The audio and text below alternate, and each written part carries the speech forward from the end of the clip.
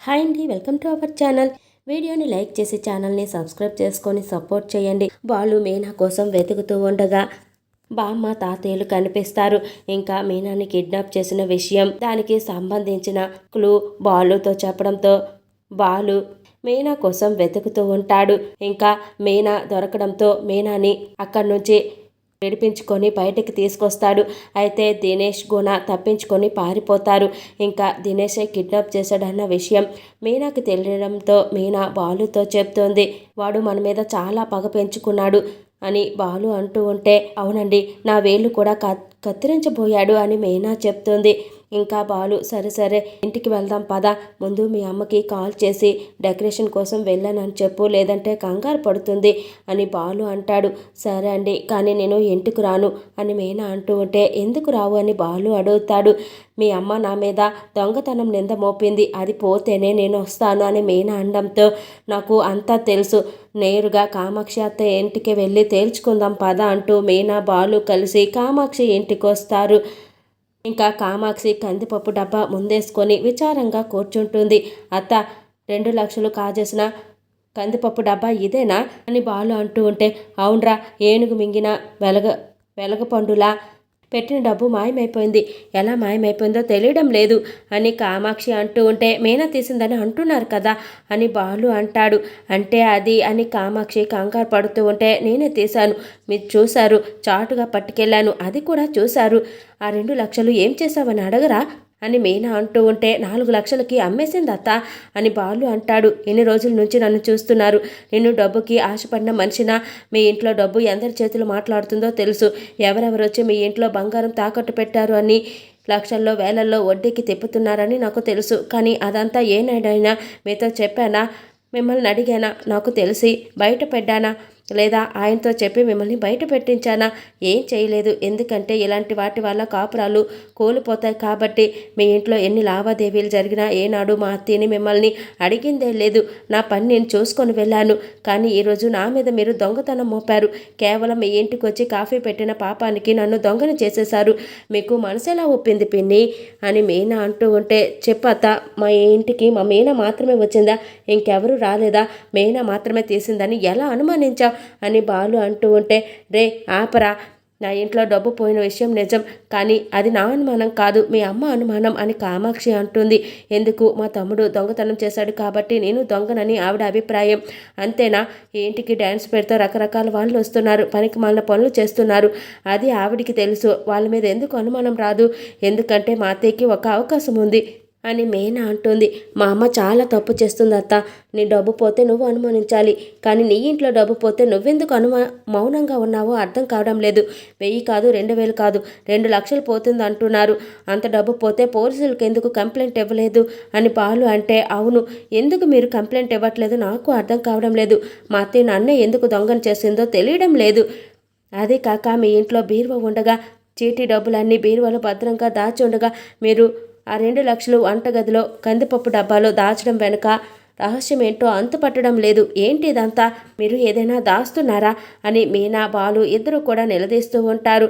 అబ్బెబ్బే, నేనేం దాచాను, నేనేం దాచలేదు అని కామాక్షి అంటూ ఉంటే, అయితేరా, నిన్ను మా అమ్మని కలిసి పోలీస్ స్టేషన్కి తీసుకెళ్తాం. మీ ఇంట్లో డబ్బు పోయింది, మా ఇంట్లో మీనా దొంగ అయ్యింది ఏంటనేది మీరే చెప్పాలి కదా. మీనా డబ్బు తీయడం నువ్వు చూసావా, మా అమ్మ చూసిందా, ఇంకెవరైనా చూసారా? నువ్వు కానీ మా అమ్మ కానీ ఫోటో తీసారా, లేదంటే సీసీ కెమెరాలో రికార్డ్ అయిందా? ఏ ఆధారంతో నా భార్య మీద దొంగతనం మోపారో తెలుసుకోవాలి కదా.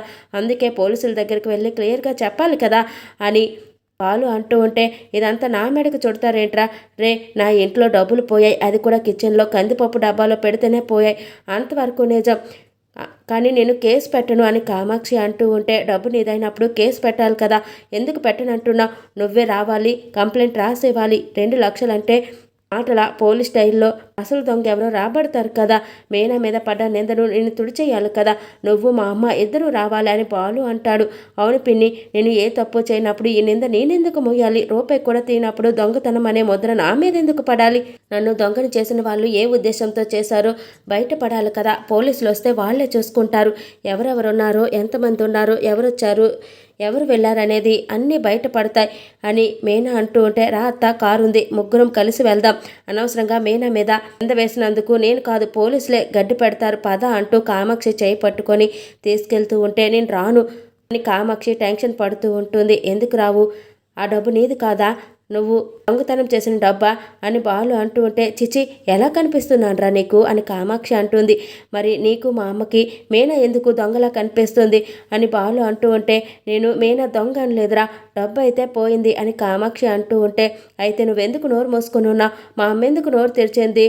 అది లేదు ఇది లేదు, మీ ఇద్దరు ప్రవర్తన చూస్తుంటే నాకేదో అనుమానంగా ఉంది, ఇదేదో పోలీసులే తేల్చాలి అని బాలు అంటూ ఉంటే, రే నన్ను వదిలేయిరా, పోతే పోయే, నేను మాత్రం రాను అని కామాక్షి అంటుంది. రాకపోతే నేను ఊరుకోను, పోలీసుల్ని ఇక్కడికే పిలుస్తానని బాలు అంటూ ఉంటే, రే ఆ డబ్బు నాది కాదురా అని కామాక్షి అనడంతో, మీది కాకపోతే ఎవరిదైనట్టు? ఏం దాస్తున్నావో చెప్పత్తా, లేదంటే నిన్ను కూడా పోలీసులకి పట్టిస్తానని బాలు మీనా షాక్ అవుతూ ఉంటారు.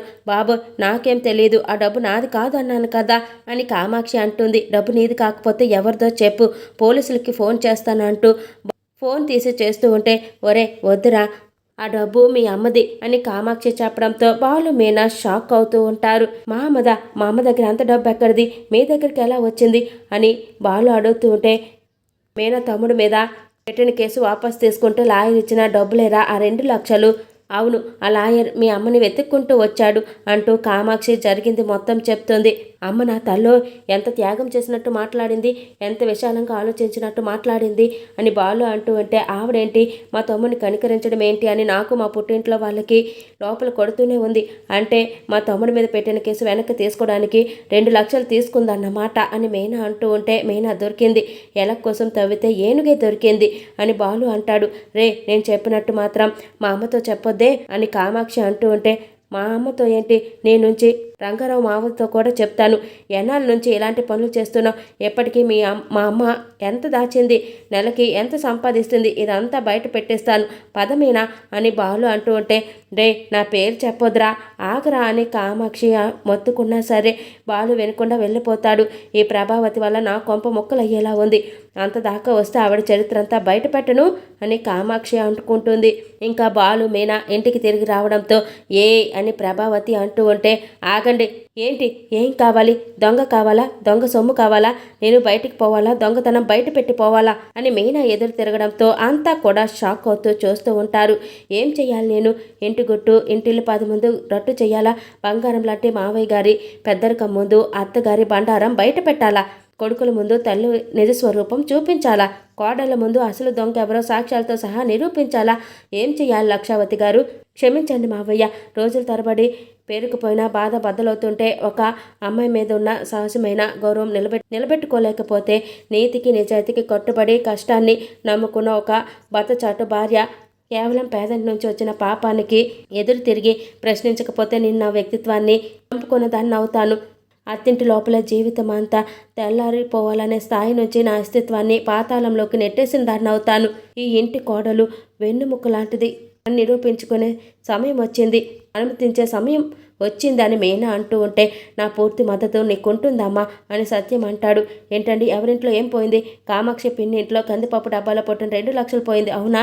అసలు ఆ 2 లక్షలు పోయినా కామాక్షి అత్తే నోరు మూసుకొని ఉంది, కానీ మీరెందుకు ఆ డబ్బు గురించి అంత వీరంగం చేశారు, ఇంట్లో భరతనాట్యం చేశారు, ఎవరిదా డబ్బు, ఎక్కడిదా డబ్బు, ఎవరిచ్చిందా డబ్బు చెప్పండి అని మీనా నిలదీస్తూ ఉంటే, చెప్పమ్మా డాన్సావతి, వేరంగం వేసిన వేరావతి, కేసులు పెడతానన్న కేశావతి, లక్షలు మింగిన లక్షావతి, కందిపప్పులో పెట్టిన లక్షలు ఎవరు అమ్మ పప్పవతి అని బాలు కూడా అంటూ ఉంటే, ఆ డబ్బు గురించి దాస్తే దాగదు, మీరు చెప్తారా నన్నే చెప్పమంటారా అని మీనా అంటుంది. నాన్న అమ్మ స్వరపెట్టుగా అరిగిపోయిందా, మీనా ఎదురు మాట్లాడితే ఈ పాటికి అమ్మ నాలుక నాట్యం మొదలు పెట్టేది కదా, అమ్మ నీ నోరేమైందమ్మా, కందిపప్పు డబ్బాల్లో పెట్టి మర్చిపోయావా, కామాక్షి అత్త ఇంట్లో వడ్డీకి తిప్పుతున్నావా అని బాలు అంటాడు.